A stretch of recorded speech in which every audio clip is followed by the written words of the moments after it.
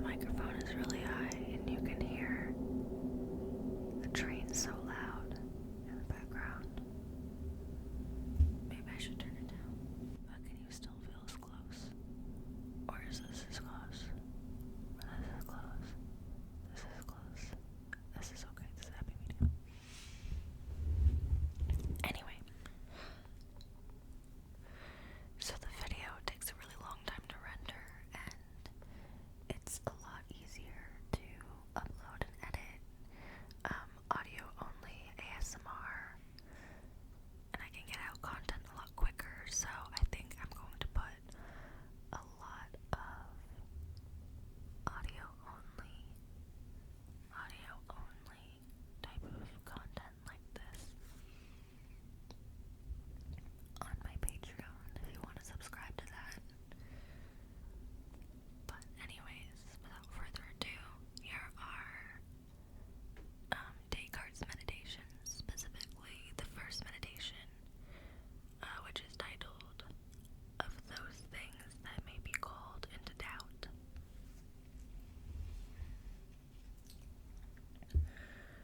It is some years now since I realized how many false opinions I had accepted as true from childhood onwards, and that whatever I had since built on such shaky foundations could only be highly doubtful. Hence, I saw that at some stage in my life, the whole structure would have to be utterly demolished, and that I should have to begin again from the bottom up if I wished to construct something lasting and unshakable in the sciences. But this seemed to be a massive task, and so I postponed it until I had reached the age when one is as fit as one will ever be to master the various disciplines. Hence I've delayed so long that now I should be at fault if I used up in deliberating the time that is left for acting.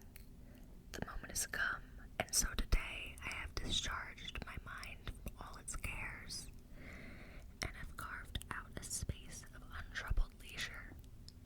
I have withdrawn into seclusion, and shall at last be able to devote myself seriously and without encumbrance to the task of destroying all my former opinions.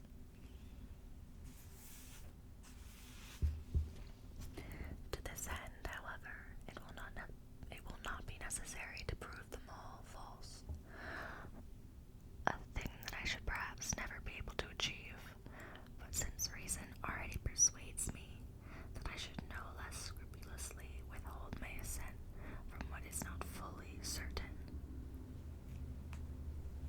and indubitable than from what is blatantly false, then, in order to reject them all, it will be sufficient to find some reason for doubting each one, nor shall I therefore have to go through them each individually,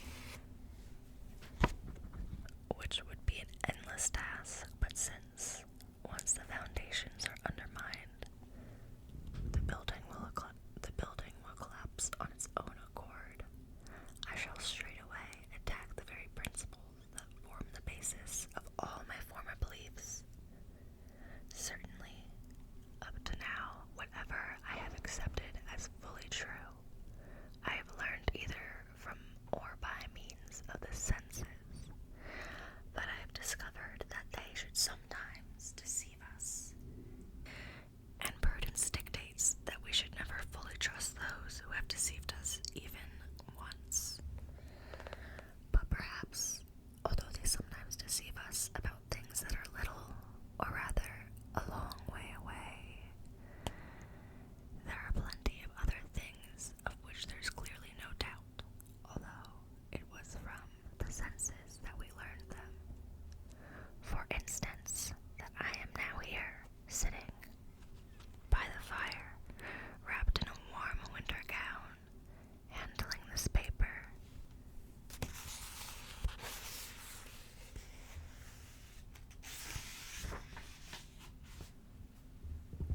And such like. Indeed, that these hands themselves and this whole body are mine. What reason could there be for doubting this? Unless, perhaps, I were to compare myself to one of those madmen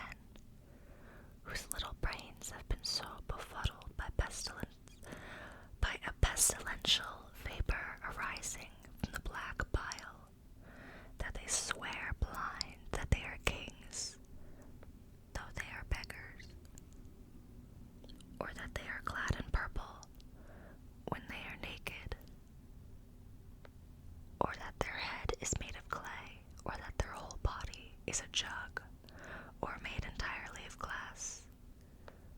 But they are lunatics, and I should seem no less of a madman myself if I should follow their example in any way. This is all very well, to be sure, but am I not a human being, and therefore in the habit of sleeping at night, when in my dreams I have all the same experiences as those madmen do when they are awake, or sometimes even stranger ones?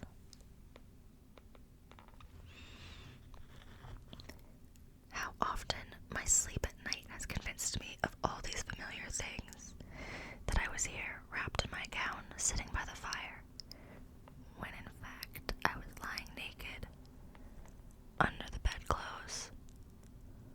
All the same, I am now perceiving this paper with eyes that are certainly awake. The head I am nodding is not drowsy. I stretch out my hand and I feel it knowingly and deliberately.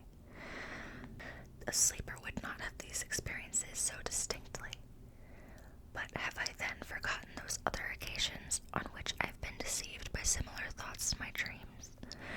When I think this over more carefully, I see so clearly that waking can never be distinguished from sleep by any conclusive indications, that I am stupefied, and this very stupor comes close to persuading me that I am asleep after all. Let us suppose, then, that we are dreaming, and that these particular things, that we have our eyes open, are moving our head, stretching out our hands, are not true, and that perhaps we do not even have hands or the rest of a body like what we see.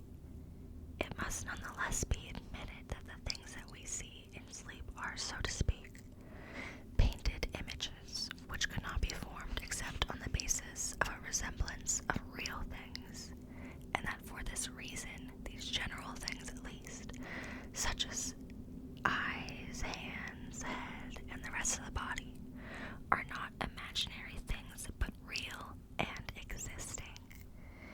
For the fact is that when painters desire to represent sirens and little satyrs with utterly unfamiliar shapes, they cannot devise altogether new natures for them, but simply combine parts from different animals, or if perhaps they do think up something so new that nothing at all like it has ever been seen, which is thus altogether fictitious and false. It is certain that at least the colors which they combine to form images must be real. By the same token, even though these general things, eyes, heads, hands, and so forth, might be imaginary, it must necessarily be admitted that at least some other still more simple and universal realities must exist, from which, as the painter's image is produced from real colors, all these images of things, be they true or false, that occur in our thoughts are produced. In this category, it seems that we should include bodily nature in general, and its extension likewise, the shape of extended things in their quantity, magnitude, and number, likewise the place in which they exist, the time during which they exist, and such like. From all this, perhaps, we may safely conclude that physics, astronomy, medicine, and all other disciplines which involve the study of composite things are indeed doubtful, but that arithmetic, geometry, and other disciplines of the same kind, which deal only with the simplest and most general things, and care little whether they exist in nature or not, contain something certain and indubitable. For whether I am waking or sleeping, 2 + 3 = 5, and square has no more than 4 sides, nor does it seem possible that such obvious truths could be affected by any suspicion that they are false. However, there is a certain opinion long fixed in my mind that there is a God who is all-powerful, and by whom I was created such that I am now. Now how do I know that he has not brought it about, that there is no earth at all, no heavens,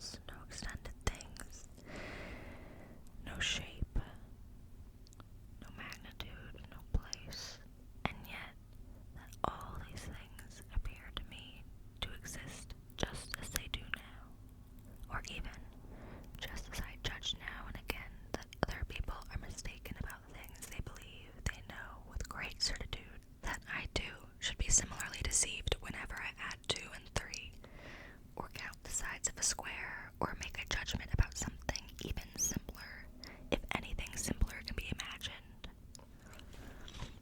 But perhaps God has not willed that I should be so cheated, for he is said to be supremely good.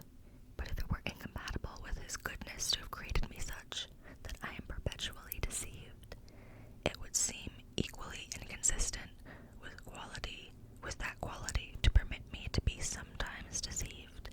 Nonetheless, I cannot doubt that he does permit it. Perhaps, indeed, there might be some people who would prefer to deny the existence of any God so powerful, rather than believing that all other things are uncertain. But let us not quarrel with them, and let us grant that all this we've said of God is only a fiction, and let them suppose that it is by fate or chance or a continuous sequence of things that I have come to be what I am, since, though to be deceived and to err appear to be some kind of imperfection, the less powerful the source they invoke to explain my being, the more probable it will be that I am so imperfect that I am perpetually deceived. To all these arguments, indeed, I have no answer, but at length I am forced to admit that there is nothing of all those things I once thought true, of which it is not legitimate to doubt, and not out of any thoughtlessness or irresponsibility, but for sound and well-weighted reasons, and therefore that, from these things as well, no less than from what is blatantly false, I must now carefully withhold my assent if I wish to discover anything that is certain. But it is not enough to have realized this.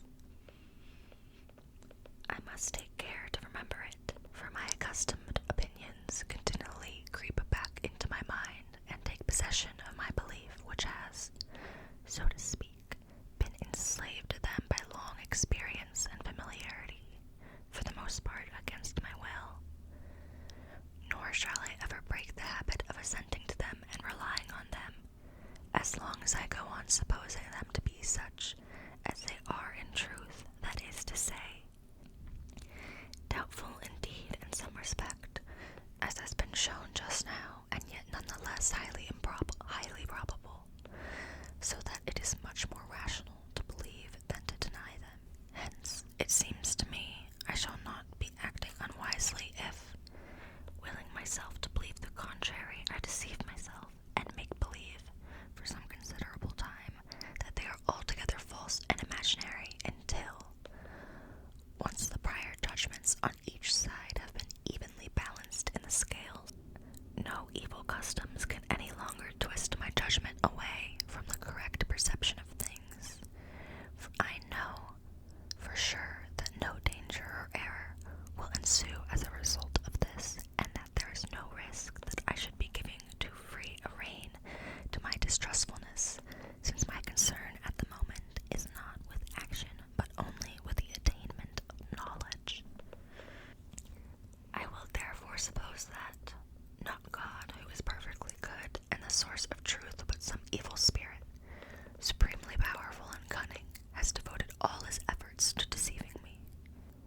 I will think that the sky, the air, the earth, colors, shapes, sounds, and all external things are no different from the illusions of our dreams, and that they are traps he has laid for my credulity. I will consider myself as having no hands, no eyes, no flesh, no blood, no senses, but yet as falsely believing that I have all these.